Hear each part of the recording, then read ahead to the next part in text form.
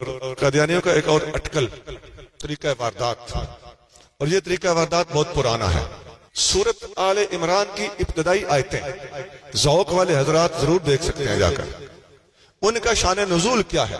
وہ نجران کے عیسائیوں نے جب مدینہ شریف میں آ کر نبی کریم رؤوف رحیم صلی اللہ علیہ وسلم کے ساتھ ڈسکشن کی تھی، بحث کی تھی، تو اس وقت سورت آل عمران کی ابتدائی آیتیں نازل ہوئی تھی۔ وہ ڈسکشن کیا تھی؟ وہ کہتے تھے کہ آپ کے قرآن سے تو ہمارے عیسیٰ علیہ السلام کا اللہ کا بیٹا ہونا ثابت ہے۔ نبی پاک صلی اللہ علیہ وسلم نے پوچھا وہ کیسے؟ کہنے لگے قرآن میں عیسیٰ علیہ السلام کو روح اللہ بھی کہا گیا ہے، کلمات اللہ بھی کہا گیا ہے۔ اور جو اللہ کی روح ہو تو عیسائی کہنے لگے ظاہر اللہ کی روح پھر خدا کا بیٹا ہم مانتے تو ہمارا بھی کیا قصور ہے؟ بیٹا نہیں تو روح اللہ تو مان گیا نا قرآن، اور کلمات اللہ بھی قرآن کہتا ہے کہ اللہ کا کلام ہے، تو تم بھی کہتے ہو اللہ کا کلام مخلوق نہیں ہوتا۔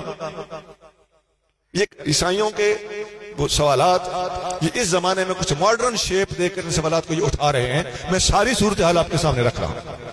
اب اللہ تعالیٰ نے قرآن میں کیا ارشاد فرمایا، اس کا جواب قرآن دیتا ہے، فرماتا ہے الذین فی قلوبہم زیغ، وہ لوگ جن کے دلوں کے اندر کھوٹ ہے، فیتبعون ما تشابہ منہ، وہ قرآن کی ایسی آیتوں کو پکڑیں گے جن سے لوگوں کو ٹھڈا لگتا ہو، ٹپلا لگتا ہو، غلط فہمی ہوتی ہو، متشابہ قسم کی بات کو پکڑ لیں گے۔ قرآن کی واضح آیتوں کے ہوتے ہوئے ایسی باتوں سے کھینچ کھانچ کر مسیح علیہ السلام کا خدا کا بیٹا ہونا ثابت کرنے والوں، پہلے قرآن کے اندر لکھا ہوا دیکھ لو، لا الہ الا اللہ کہاں لکھا ہے قرآن میں؟ لا تقولوا ثلاثہ، مت کہو خدا تین ہے، یہ کہاں لکھا ہوا ہے قرآن میں؟ لا تتخذوا الہین اثنین، اللہ کے سوا کسی کو خدا نہ مانو، یہ کہاں لکھا ہوا ہے قرآن میں؟ قل هو اللہ احد، یہ کہاں لکھا ہوا ہے قرآن میں؟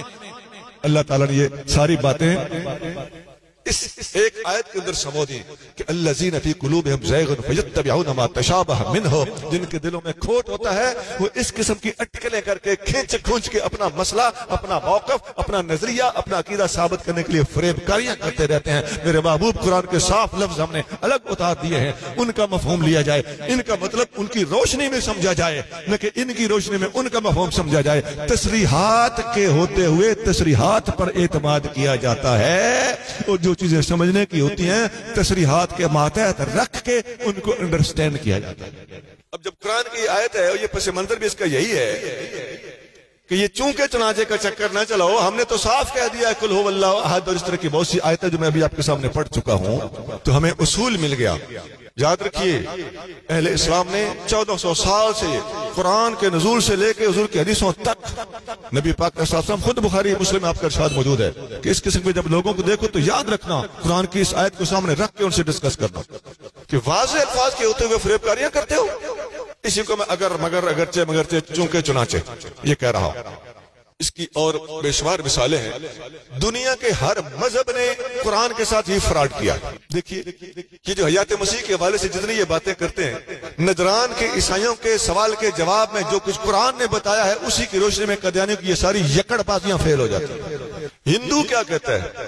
ہندو کہتا ہے جی میرا مذہب قرآن سے ثابت ہے۔ سونا میں آپ کو جگانے کے لیے گزارش پیش کر رہا ہوں کہ اگر آپ پوری دنیا کے مذاہب کا مطالعہ کریں گے تو آپ کو لگ سمجھ آئے گی کہ قادیانیوں کو پلے تو ککھ بھی نہیں ہے۔ اس طرح کی باتیں، یہ ان کی باتیں تو ہندوؤں، عیسائیوں، یہودیوں کی باتوں سے بھی زیادہ کمزور ہیں جو قادیانی اٹھائے پھرتے ہیں۔ ہندو کہتا ہے کہ قرآن میں آتا ہے کہ اللہ نے فرمایا، انسانوں کو کہا تھا، یہودیوں کو کہا تھا جو ہفتے کے دن شکار کرنے سے باز نہیں آئے تو اللہ نے سزا دینے کے طور پر ان کو فرمایا تھا کونوا قردۃ خاسئین، اور ذلیل و بندر ہو جاؤ۔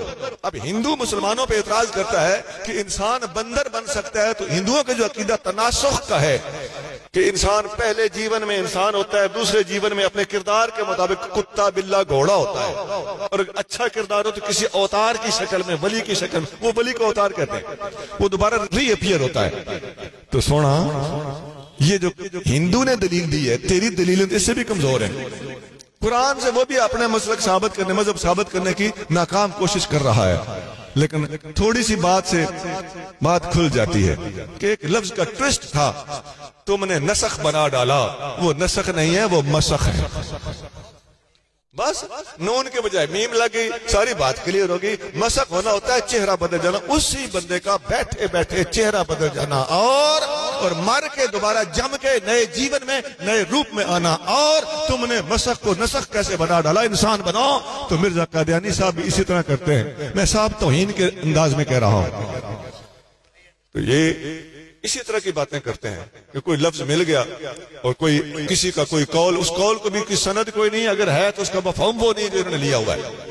اس طرح کی باتیں کہاں فٹ کرتے ہیں تصریحات کے مقابلے پر. قرآن کے واضح لفظ ہیں, ما کان محمد ابا احد من رجالکم ولکن رسول اللہ وخاتم النبیین. اور یہ کیا کہے گا, وہ جی ان اللہ یصطفی, اس قسم کی باتوں سے لے آئے گا. اس تصریح کے سامنے اس کی کوئی ویلیو ہے؟ اس تمہارے استدلال کی ویلیو بتا رہا ہوں. اس استدلال کا کوئی ویلیو ہے؟